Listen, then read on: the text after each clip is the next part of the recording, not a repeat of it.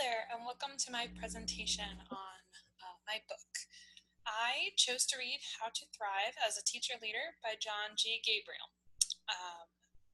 My rationale for choosing this book is that I am currently a teacher, and I plan to be in the profession for a while, and I'm looking to become a teacher leader, as many of you know from watching my previous report on the structure of our school district.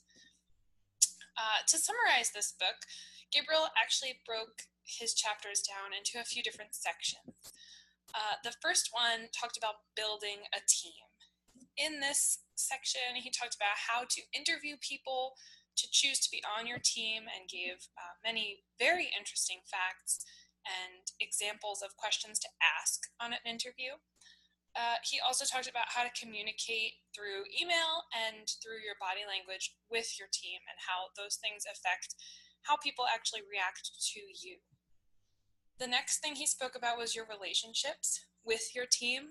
Once you choose who you deem are the best people, building those relationships together, or interpersonal skills.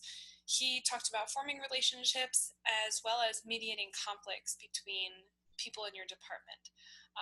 Teacher leaders often are lead teachers or supervisors of a particular subject, and they often don't get paid any more money than a regular teacher's salary. So they don't often get training in mediating conflict. But this is something that he's found often comes about when there's co-teaching or team teaching happening within his department. The next thing he spoke about were disruptions in the day-to-day schedule. I always think of the fire drill, but we also have lockdown drills, shelter-in-place drills, tornado drills, not to mention if any of these things really were to happen in our school. Even ranging as far as to an assembly that you have to cut your class short, or as a special teacher, I have to supervise a class at an assembly. They're in a different environment, and things could be a little bit different. So he explains that as a teacher leader, when you know about these changes or when things are coming up, you should definitely give your teachers a heads up. Hey, we're having a fire drill today. Don't tell them when necessarily, because it is supposed to be somewhat of a surprise, but at least letting them know your plans may be adjusted today. An assembly, you can tell them about weeks in advance so they can plan either to make things up after or to try to squeeze in a little bit extra so that the kids are still caught up after this disruption happens. The last thing he talked about in the last few chapters was motivating the staff. He mentioned that a lead teacher should be supportive. They should show that they care about their staff members.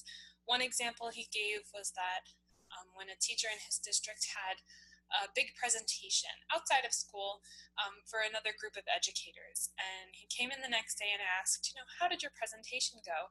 And the teacher was floored that he remembered, was honored that he thought it was important enough to ask about, and it just boosted her for, the rest of the day and made her feel like he cared. So this is a fantastic approach to take to make sure your teachers feel valued.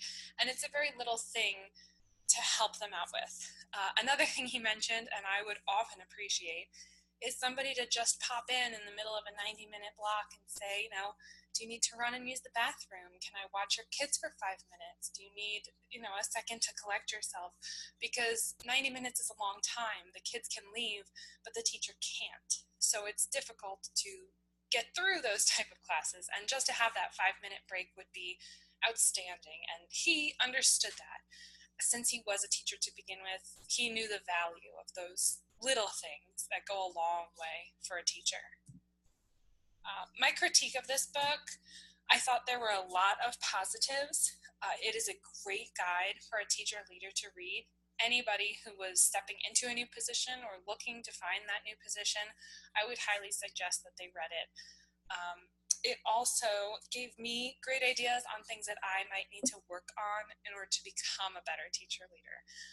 I know now that I do have a few weaknesses in regards to remembering important things for other people especially.